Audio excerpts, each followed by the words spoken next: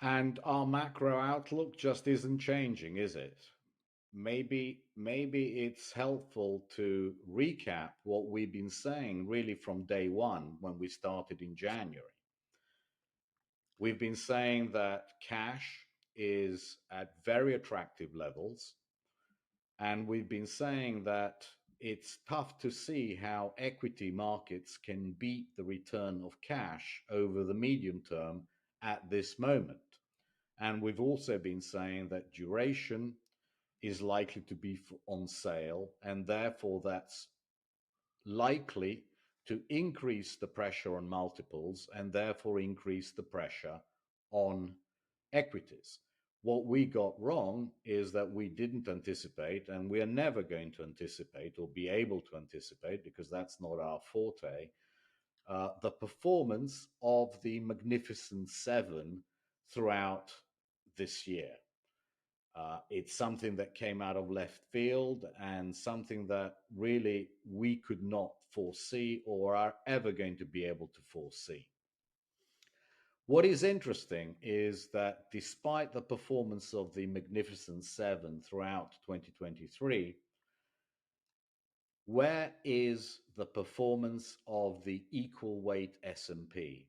The equal weight S&P to date with dividends reinvested is up 2.7% year to date. And that is worse than cash.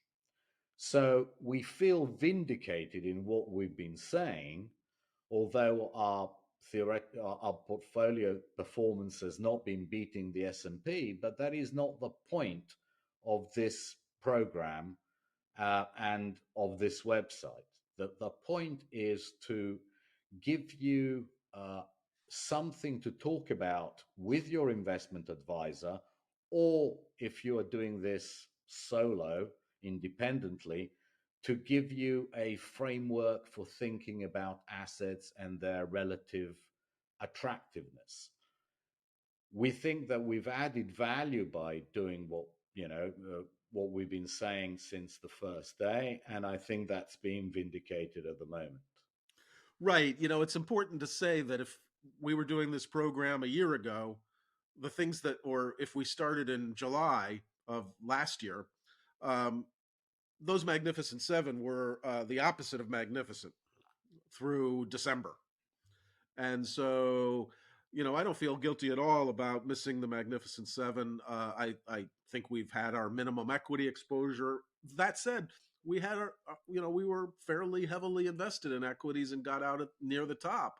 And at the same time, we were fairly heavy invested in TLT and got out absolutely at the top yield.